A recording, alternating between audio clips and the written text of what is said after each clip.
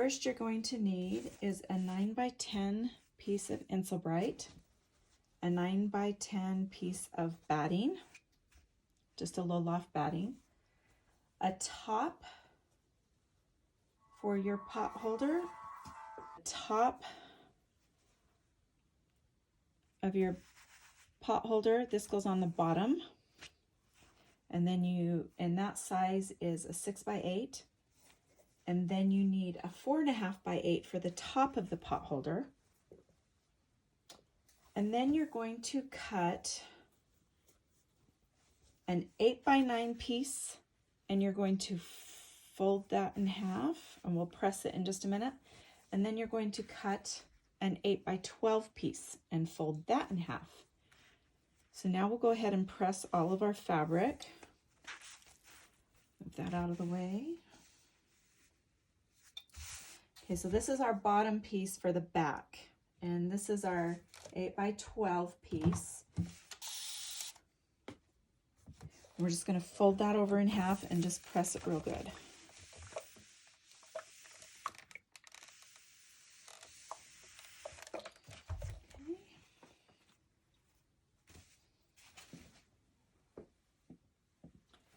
And this is our 8x9 piece, and that's folded in half and pressed really well also. And these are the back pieces of the pot holder.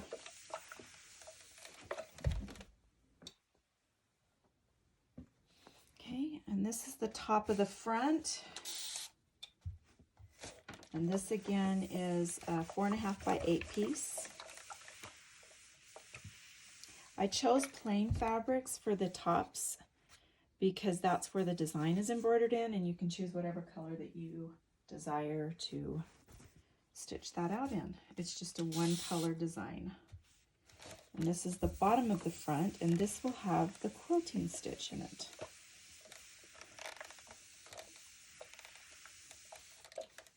I like the little cupcakes. So we're going to actually do a cupcake pattern. I'm not going to press the batting or the Insul Brite. So I'm just going to set those aside. You're also going to cut a piece for the little loop. This is 1.5 inches by 5. You're going to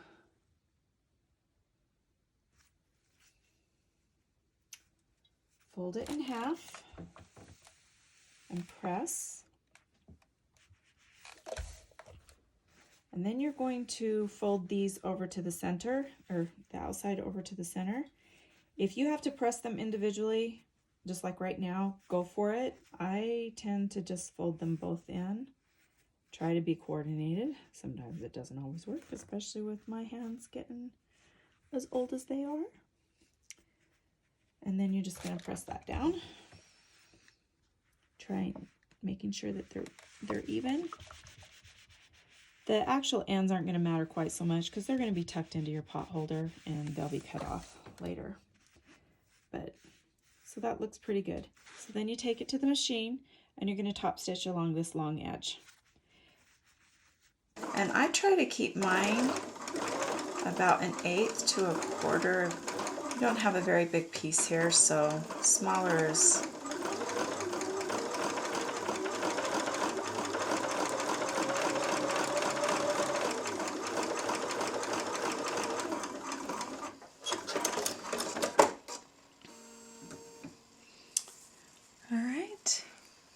So there's our top stitched edge.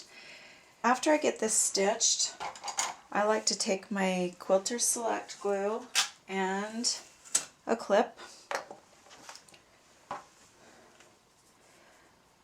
and I like to cross this over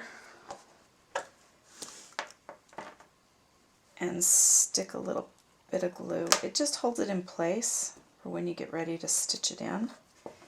And then just, that's the first thing that you're going to do before you even get started loading your design. Do this after you've cut all your fabric pieces.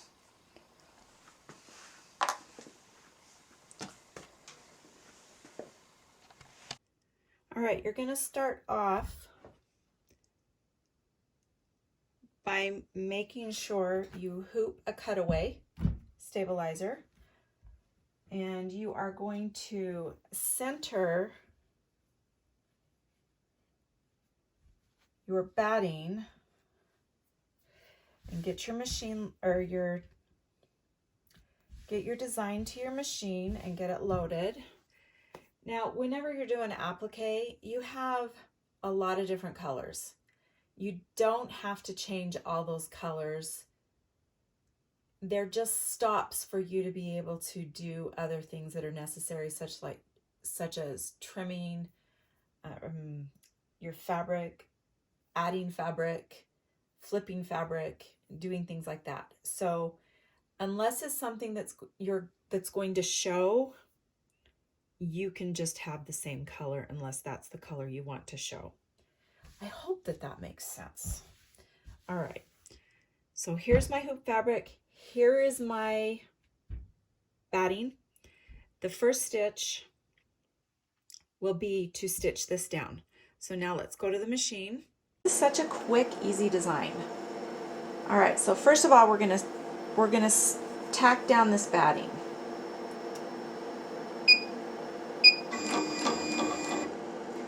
Let me use a color y'all can see.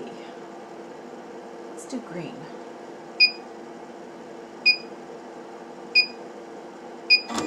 Because it doesn't really matter, you're not going to see it.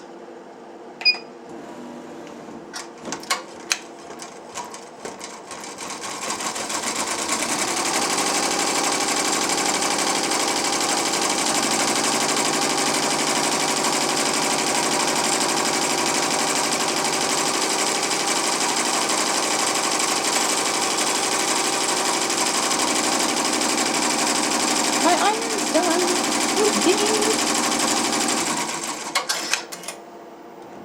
Okay, so now what you can do is just go ahead and trim this, and my hoop is sticking out far enough that I think I can just trim it in here.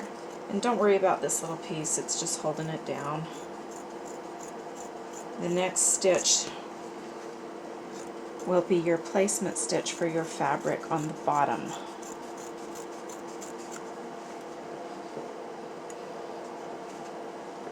Try not to bump this camera as I go around. You can leave this on. I wouldn't recommend it because then it's going to be in your stitching and it's going to make it, when you fold the hot pad inside out, it's going to make this more bulky, so I would suggest cutting this off.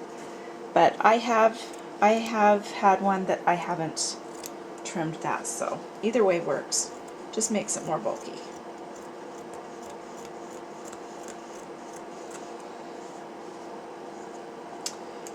Alright, so we'll go ahead and we'll do the placement stitch. I'm leaving it the same color so that you can see it. It's the placement stitch for my bottom cupcake fabric.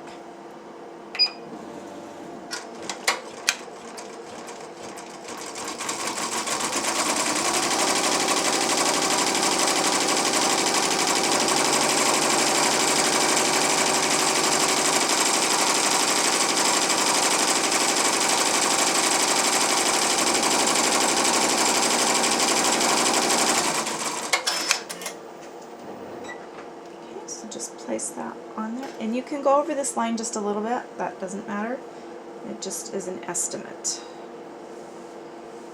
Okay, and I'll just still keep, well, you might be able to see a little better with white, so I'll change it to white just for demonstration purposes.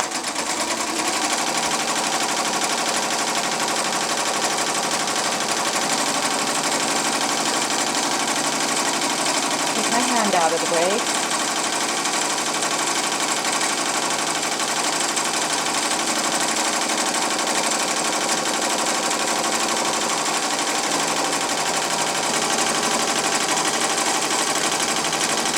Try and move some of my light, it might not be so bright.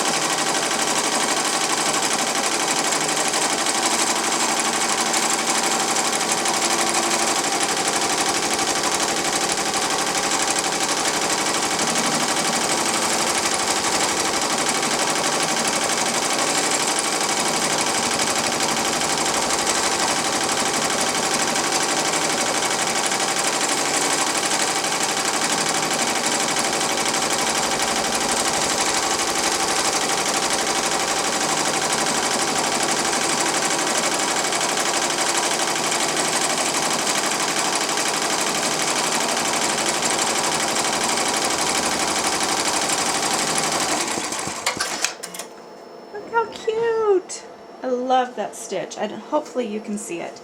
Now you can trim this a little bit if you like, depending on your fabric that you're adding to the top, because you don't want that to show through. I'm going to just trim it a little bit. I normally just leave it, but I do have a lighter color going there. Okay, so you're just going to put your fabric face down and just match it up with, just go a little bit above that, just like that. Okay, and it's going to tack that down.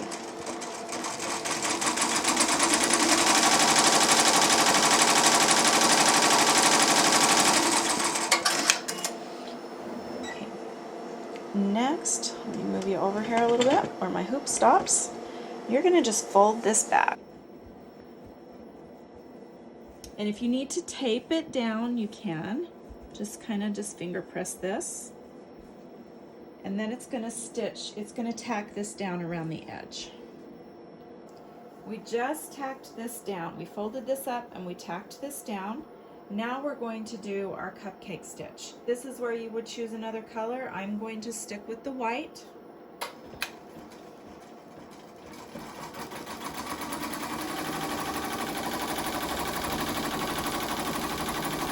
Sorry, I'm moving my camera. I'm just trying to get a better shot.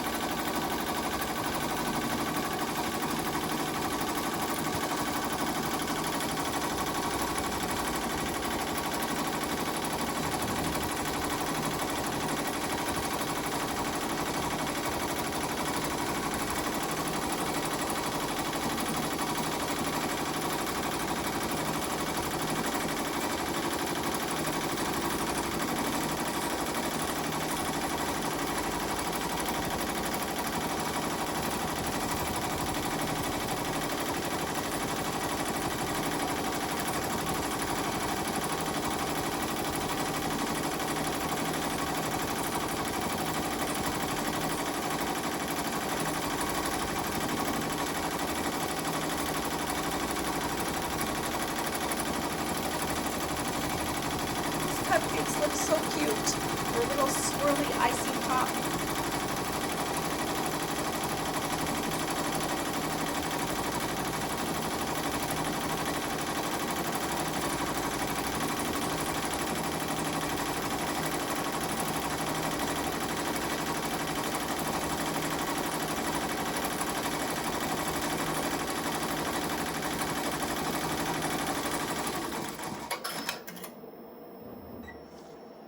Okay, now you're going to remove your hoop from your machine. We're going to take it over to our table. All right, so here's our design thus far. Now we're going to take our Insul Brite. I'm going to make sure you can see me. You're going to take your Insul Brite, you're going to flip your hoop over. Don't worry about your little threads. Doesn't matter which way you have your Insul Brite, so just, I'm actually going to spray mine with a little bit of spray adhesive. I spray it inside of a box so that I don't get it all over the place. And I'm going to just stick that on there like that. Now we're going to take it back to the machine. If you're taping it, you can tape it down. Just tape your edges and tacking down the Insul Brite. Make sure that your back is on there correctly. And as soon as it's finished with this, we will trim the back.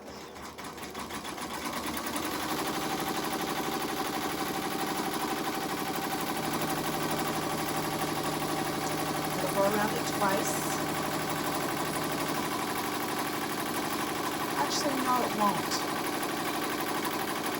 That's the back that goes around it twice. See, I'm getting ahead of myself.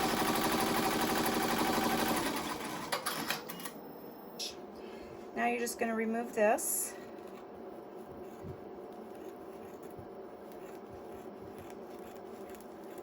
The only downside to spraying adhesive is the whole thing sticks to it, and then your scissors don't want to cut either because it keeps sticking to the edge.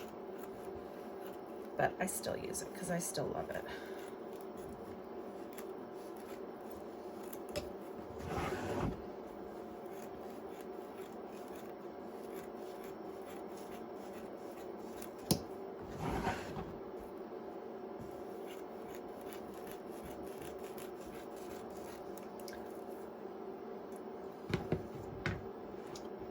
Okay, so now at this point, we are going to take this, and remember we put the quilter's glue inside of it so that it would stay. I like this edge on the inside because when I put this down here, it's going to show like that. Have a little bit over, go ahead and get your tape and tape it in place. I save a lot of my tape if it still has a good stick on it. Just tape that down. Okay, you're going back to the machine and it's going to tack this in place.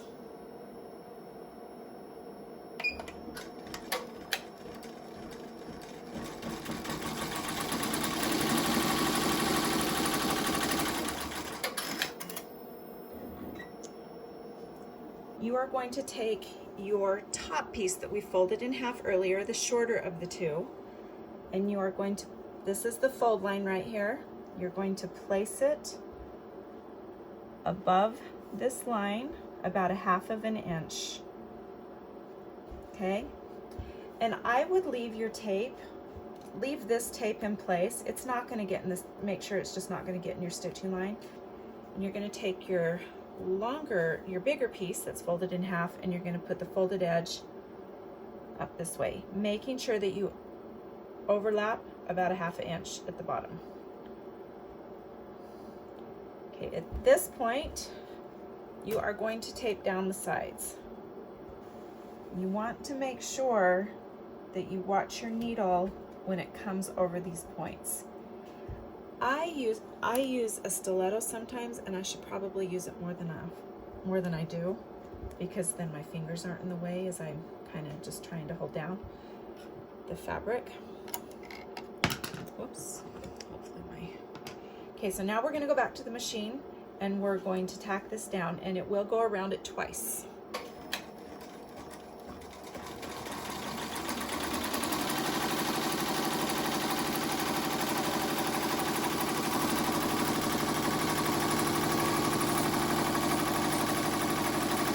I get really nervous when it goes over seams like that. I think I've probably only had one problem ever. You try to learn from it, but after it goes around the first time correctly, you should be fine.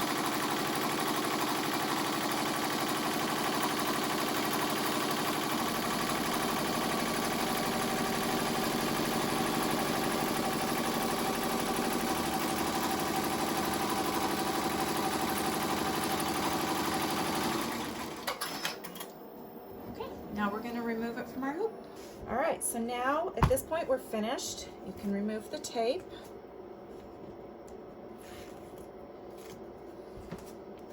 And remove it from your hoop.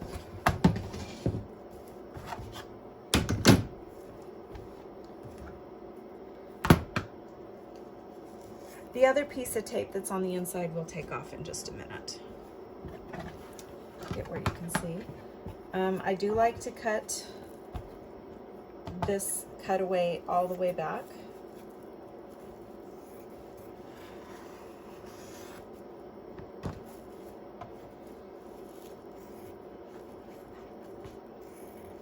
Make sure not to cut your fabric. Not just quite yet, anyway.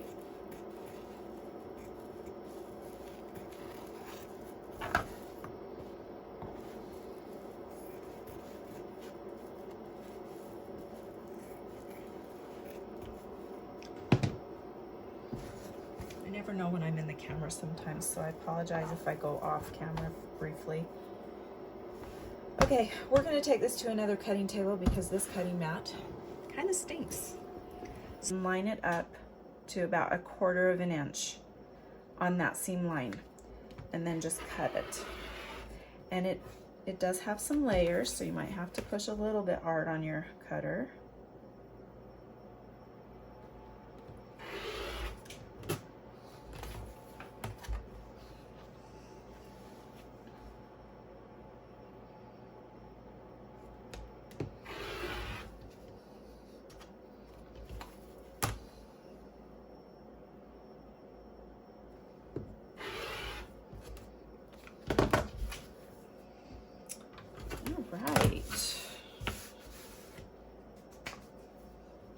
Okay, so at this point you're going to just take a little snip off the corners.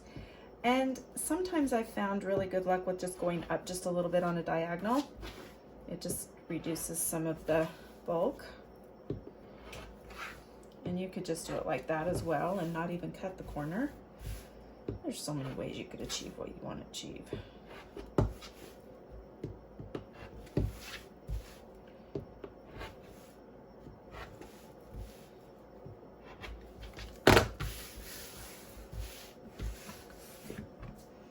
All right, now I'm going to just turn this inside out. Poke your corners out.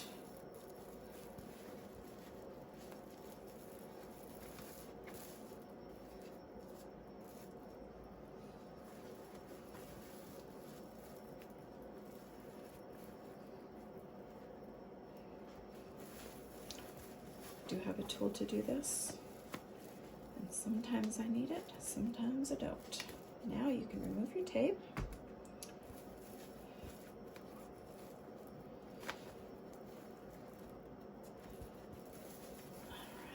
Look how cute.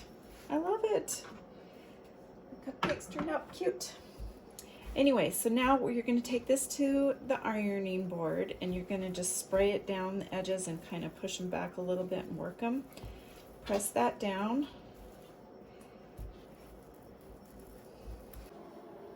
Okay, so we're over here at the ironing board. We're going to spray these edges and just kind of work them out a little bit.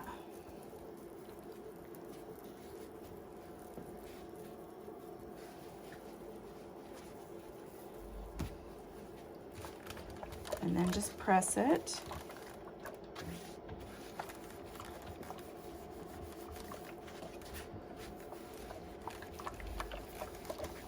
Okay, now you can either hand sew this, but here's a trick. I like to use heat and bond. Because sometimes when you just need something really quick, although this video is taking a lot longer than this hot pad needs to make, just because filming and all those little incidentals. So you're just going to cut it to size. And you're going to just insert it underneath.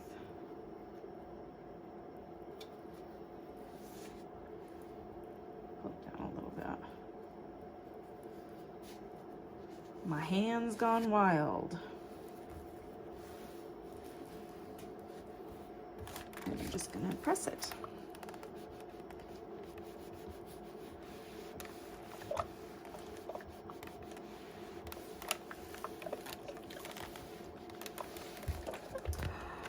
And then you have a fun, cute little gift. If you enjoyed this video, please like and subscribe and share it with your embroidery friends. Thanks. Have a great day.